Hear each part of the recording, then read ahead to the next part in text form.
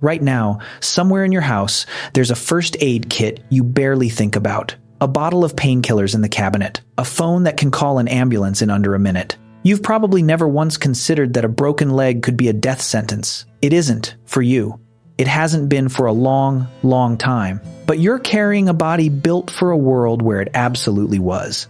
Strip away the cast, the crutches, the hospital bed, the whole safety net. Picture instead a human being 300,000 years ago, somewhere on an open savanna, stepping wrong on a loose rock while running from something with teeth. The leg snaps. In almost every other species on this planet, that's it. That's the end of the story. A wolf with a broken leg doesn't hunt again. A gazelle with a shattered femur gets left behind by the herd within hours and eaten by nightfall. No animal can outrun its own injury for weeks on end while it slowly knits itself back together. And yet, paleoanthropologists keep digging up something that shouldn't exist if that rule applied to us the same way. They keep finding ancient human bones that were broken, badly, and then healed. Not healed crookedly and left to suffer. Healed clean enough that the person walked again, lived for years afterward, sometimes decades. One skeleton like that can quietly rewrite what we think we know about the earliest days of our species. Because a healed fracture is not just a medical fact, it's a witness statement. It's proof that somebody or some group of somebodies decided this injured person was worth keeping alive. Think about what that actually requires. For weeks, maybe months, a person with a broken leg cannot hunt, cannot dig for roots, cannot outrun a predator, cannot climb, cannot carry their own weight across miles of open land in search of water. In a world with no stretchers, no antibiotics, no walls to hide behind, that person is pure liability. Every single day they don't die is a day someone else fed them, carried water to them, dragged them to shelter, and stood guard over a body that could contribute nothing back. That's the question sitting underneath every one of these fossils. Why would a small band of early humans, already stretched thin just trying to feed themselves, choose to keep carrying dead weight? The answer isn't one clean fact. It's a chain of them, each one stranger than the last, and together they explain something that still lives inside you every time you check on a sick friend, visit someone in a hospital bed, or feel that strange tug of guilt when you can't help someone who's struggling. There are at least 4 separate threads buried in these old bones, and each one adds a layer to who we actually are underneath the modern packaging. Start with the oldest and most debated case, a Homo erectus skeleton known as Turkana boy, discovered near Kenya's Lake Turkana, dated to around 1.5 million years old. His bones show signs of a painful, degenerative condition, likely related to a vitamin overdose from a diet heavy in liver, that would have left him in agony and increasingly unable to move well before death. Now compare that to today, where you'd take a supplement, adjust your diet, maybe see a doctor, and correct the problem in a week. Back then, correcting nothing was an option, and yet the evidence suggests he was cared for anyway, kept alive through suffering that offered his group no practical return. That's the first crack in the old assumption that early humans only kept the useful ones around. Push forward in time and the evidence gets even harder to explain away. There's a Neanderthal skeleton, often called the Old Man of La Chapelle aux Saints in France, dated to roughly 6,000 years ago, whose bones show severe arthritis, tooth loss, and healed fractures so extensive that in his final years he likely couldn't chew tough meat, couldn't hunt, and could barely move without help. And yet, he lived on, well past the point of usefulness by any cold survival math. If you've ever wondered why you feel compelled to bring soup to a sick relative who can't do anything for you in return, this is where that compulsion was first written into the species, in a cave in France, tens of thousands of years before soup existed.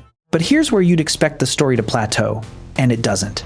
It gets stranger. In a cave called Shanidar in Iraq, archaeologists found a Neanderthal skeleton, Shanidar 1, dated to around 4,500 years ago, who was missing most of one arm, was likely partially blind, and showed a healed skull fracture and severe leg damage.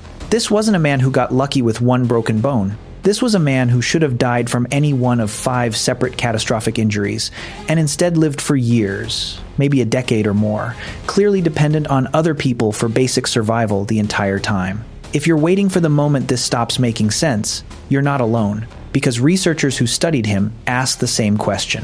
How does a group with no surplus, no stored food, no safety net decide to feed, wash, and protect a man who could do almost nothing physically in return? The uncomfortable answer is that they weren't doing math. They were doing something else entirely, something that doesn't show up on a caloric spreadsheet. You'd think the story ends there, with a warm conclusion about ancient kindness, and for a while, that's exactly where the research seemed to land. Then a wrinkle showed up that complicates the whole picture in a way that's rarely mentioned. Some researchers point out that caring for the injured wasn't only, or even primarily, an act of pure compassion, the way we imagine it now. It may have also been deeply practical, just not in the way you'd guess. A person who survives a serious injury and lives for years afterward becomes a walking archive.